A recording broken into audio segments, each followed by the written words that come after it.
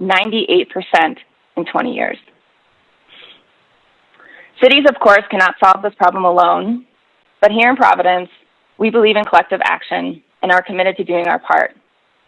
We're creative, resilient, and resourceful. We can do this. The Climate Justice Plan provides us with our roadmap. We understand that it is our moral obligation to ensure that our young people who have taken to the streets to demand action do not suffer because we didn't do everything in our power to act. We also have an obligation to address the racial and environmental injustices of the climate crisis. Just like the pandemic, climate change will impact us all in ways we can hardly imagine, but it won't impact us all equally. Low-income communities of color have contributed the least to this problem and have certainly profited the least, yet they are suffering the most. We have a choice to make. We can ignore the science and the warning signs and cement our fate of increased turmoil, suffering, and conflict, or we can implement policies that support a cleaner, more efficient economy that will not only address climate change, but will make our community healthier and more equitable. The technological solutions exist, and 86% of Rhode Islanders believe in this cause. This is the highest of any state in the country.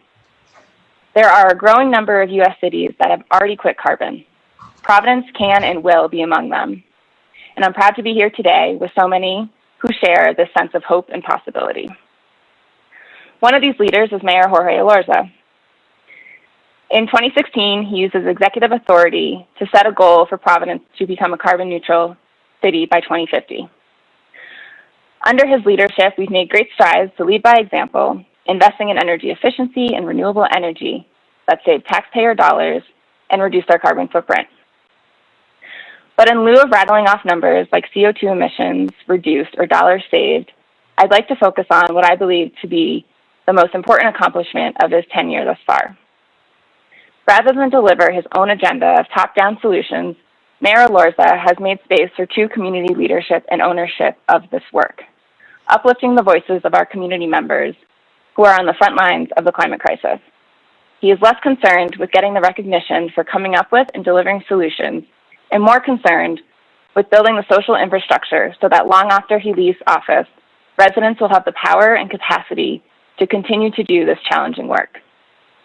You don't often see this type of leadership, especially in politics, but it is exactly what is needed to address such a complex, long-term, and massive challenge like climate change. And with that, I'd like to welcome Mayor Jorge Elorza.